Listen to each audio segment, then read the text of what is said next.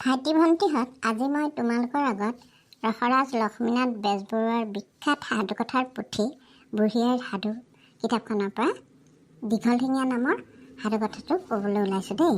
আশা কৰোঁ তোমালোকে শুনি বৰ ৰস পাবা। এতিয়া মই সাধুকথাটো আৰম্ভ কৰিছোঁ। দীঘলঠেঙীয়া এজনী বুঢ়ী আছিল দেই। তাই গৰু কেইটামান আছিলে আৰু সেই গৰুৰ গাখীৰ বেছি কোনোমতে টুকটাক কৰি খাই বৈ চলি আছিল। তাইৰ শোৱা ঘৰটো আকৌ বৰ পুৰণি আছিল। দুখীয়া বুঢ়ীজনী, ঘৰৰ ছালৰ খেৰবোৰ উৱলি গৈছে, গতিকে বৰষুণৰ পানী পৰে। গতিকে ৰাতি, ডাৱৰীয়া ৰাতি যেতিয়া তাই শুবলৈ যায়, তেতিয়া তাই সদায় সেৱা কৰিবলৈ প্ৰভুক, হে প্ৰভু, দীঘলঠেঙীয়াই নেপায় যেন, এই বুলি চাংখনত উঠি শুই থাকে। এদিন ৰাতি এটা চোৰে বুঢ়ীৰ গৰু এটা চুৰ কৰিব বুলি আহি গোহালিৰ গৰুকেইটাৰ মাজতে বহি থাকিল আৰু সি বুঢ়ী শোৱালৈ বাট চাই থাকিল। সেইদিনা আকৌ এটা বাঘেও কিন্তু বুঢ়ীৰ গৰুক খাবলৈ মন কৰি এন্ধাৰে মুন্ধাৰে মনে মনে আহি সেই গৰু জাকৰ মাজত সোমাই বহি আছিল। বাঘটোও বহি আছিল। এইপিনে বাঘটোৱেও চোৰটোক দেখা নাই, চোৰটোও বাঘটোক দেখা নাই দেই। কিন্তু দুয়ো শুনিলে যে বুঢ়ীয়ে শুবলৈ লৈ পেলাই কৈছে, হে প্ৰভু, দীঘলঠেঙীয়াই নেপায় যেন। কিন্তু এই দীঘলঠেঙীয়ানো কি? সিহঁতে একো বুজি নাপালে। মনে মনে বাঘটোৱেও ভাবিলে দীঘলঠেঙীয়ানো কি, আৰু চোৰটোৱে ভাবিলে দীঘলঠেঙীয়া বা কি। লাহে লাহে কি হ'ল জানানে? বুঢ়ীৰ ভাত খুমতি আহিল। চোৰে গৰু চুৰ কৰিবৰ কাৰণে ভাবিলে, এতিয়া কোনটো গৰু চুৰ কৰিলে ভাল হ'ব, এন্ধাৰে মুন্ধাৰে কেনেকৈনো সেইটো চিনি উলিয়াব, তাকে ভাবিলে। তাৰপিছত মনতে ভাবিলে, নহয়, যিটো গৰুৰ টিকাত হাত দিলে জঁপিয়াই উঠিব, সেইটোৱে নিশ্চয় চেঙা আৰু ভাল গৰু হ'ব দেই। ইয়াকে স্থিৰ কৰি সি কি কৰিলে, এটা এটাকৈ গৰুবোৰৰ টিকাত হাত ফুৰাবলৈ ধৰিলে। এইদৰে হাত ফুৰাই গৈ থাকোঁতে সি হঠাতে তাৰ হাতখন বাঘটোৰ টিকাত পৰিল। লগে লগে বাঘটোতো জঁপিয়াই উঠিল দেই ভয়তে। চোৰে ভাবিলে, এইটো বৰ সাংঘাতিক গৰুচোন, এইটোকে নিব লাগিব। ইয়াকে ভাবি, আচলতে এন্ধাৰে মুন্ধাৰে সি দেখা নাই, গতিকে ইয়াকে ভাবি সি কি কৰিলে, বাঘটোৰ নেজডাল জোৰে পকাই থৰিলে আৰু তাক খেদি লৈ যাব খোজোতে বাঘে আৰু ভয় খাই ভাবিলে, ৱাই, এইটো কি, মোৰ নেজডাল ইমান জোৰে পকাই ধৰিছে, এইটো বুঢ়ীয়ে কোৱা দীঘলঠেঙীয়া নেকি বাৰু, এইটোৱেই কিবা দীঘলঠেঙীয়া নেকি? সেই বুলি ভাবি বাঘটোও ভয় খাই গ'ল দেই। বাঘে ভয়তে একদম জাপ মাৰি উঠিল। তেতিয়া চোৰে ভাবিলে, ই কম গৰু নহয় দেই, ইয়াৰ মানে পিঠিত নুঠিলে আৰু মই আজি যাবই নোৱাৰিম। ইয়াকে ভাবি চোৰে কি কৰিলে দাদা, জাপ মাৰি বাঘৰ পিঠিত উঠিল। বাঘে ভাবিলে, এইটো দীঘলঠেঙীয়াই তাক পালে দেই, নহ'লে এইটো কি বস্তু তাৰ পিঠিত উঠিল। এই বুলি গোহালিৰ পৰা ওলাই একদমটো বাঘটোৱে একদম লৰ মাৰিলে। বাঘটো লৰ মৰাৰ লগে লগে চোৰটোতো গৰু বুলি ভাবি পেলাই ভাবিলে, ই গৰু নহয় দেই, ই ইমান জোৰে গৈছে, ই কিবা দীঘলঠেঙীয়াহে দে, সেই বুঢ়ীয়ে যে কৈছিলে দীঘলঠেঙীয়া, এইটো কিবা দীঘলঠেঙীয়া নেকি? তেতিয়া নহয় বাঘেও আচৰিত হ'ল। ভয়তে বাঘেও বিৰাট জোৰে লৰ দিলে আৰু চোৰেও কি কৰিলে, একদম আজি বাপৰে এইটো সাংঘাতিক এটা পালোঁ দেই বুলি ভাবি চোৰেও বাঘৰ নেজডালত একেবাৰে ধৰি পেলাই কি কৰিলে জানা, হাবিলৈ বাঘটো লৰ মাৰিলে আৰু চোৰেও মানে একেবাৰে কোনো মতে বাঘৰ ডিঙিটোতে তাৰমানে পৰি যাব বুলি ভাবি বাঘৰ ডিঙিটোতে মটকাই থৰিলে। বাঘে তেতিয়া ভাবিলে, ই দীঘলঠেঙীয়া নহয় দেই, ই ঘাৰ মুখ কটাহে, ই ঘাৰ মুখ কটোৱাটো। নহ'লে বাঘেতো আৰু ভয় খালে, নহ'লে তাৰ ডিঙিটো মেৰাই ধৰিছে। বাঘে ভয়তে আৰু একদম তীব্ৰ বেগেৰে দৌৰিব ধৰিলে। তাৰপিছত চোৰে আৰু কি কৰিলে জানানে, ভাবিলে কি, এইটোতো কম গৰু নহয়, ইটো তেতিয়াহ'লে ইমান জোৰে দৌৰিছে, লৰৰ কোবত ইমান জোৰে বাঘটো দৌৰিছে নহয়, চোৰটোতো বাঘৰ পিঠিত আৰু ৰ'ব নোৱাৰি পেলাই মাটিত বাগৰি পৰিল।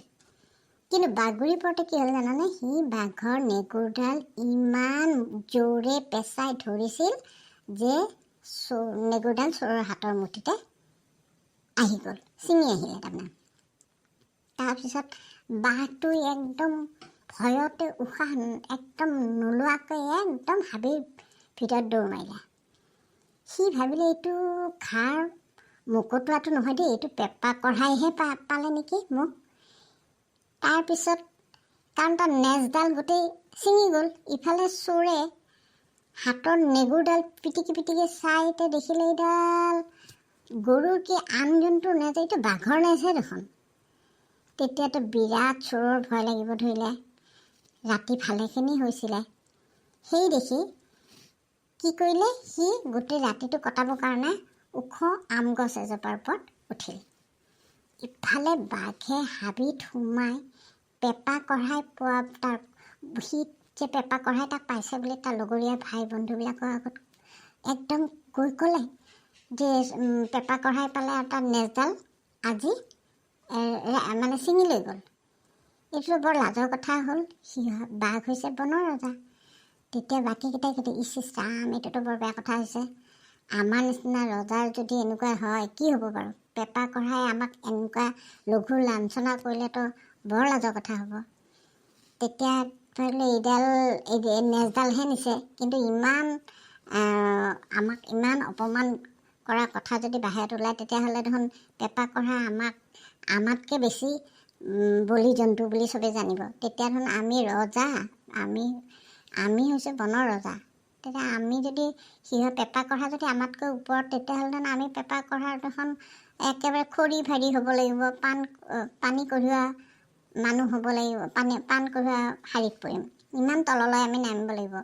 তেতিয়া লগে লগে কি কৰিলে জানা, বাঘবিলাকে এখন মেল পাতিলে। মেল পাতি তাৰপিছত সিহঁতে ক'লে, নাই এইটো বৰ বেয়া কথা হৈছে দেই, আমি আৰু পলম নকৰোঁ, আমি এতিয়াই গৈ পেপা কঢ়াৰ বিৰুদ্ধে যুদ্ধ কৰিব লাগিব।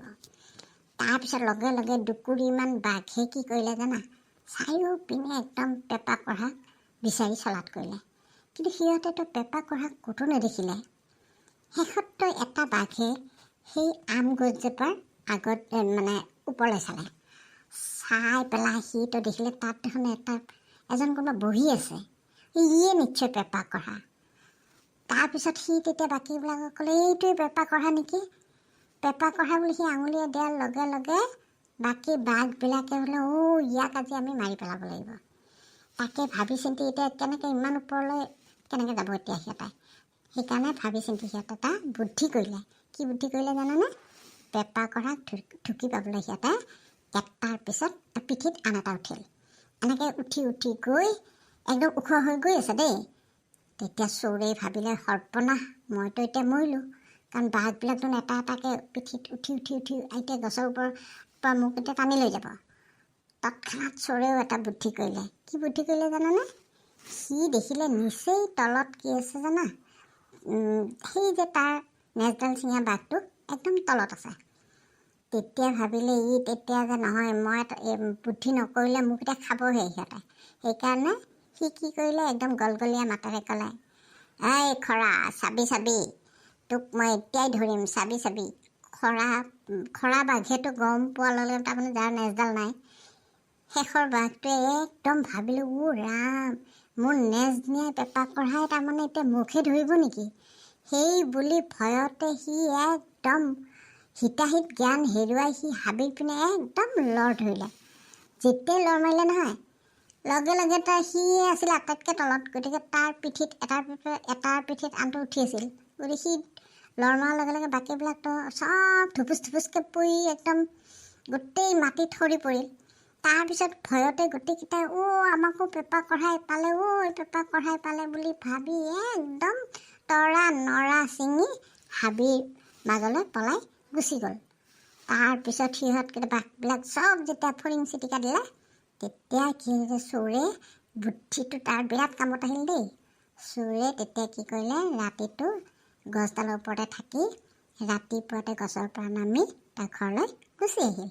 আৰু তাৰপিছত সি প্ৰতিজ্ঞা কৰিলে, আজিৰ পৰা আৰু মই আৰু কেতিয়াও চুৰ নকৰোঁ দেই, এই বুলি সি শপত খালে। কেনেকুৱা লাগিল বাৰু দীঘল ঠেঙীয়া সাধু কথাটো? বৰ বঢ়িয়া, ভাল লাগিল না? তোমালোকে মোক জনাবাচোন দেই।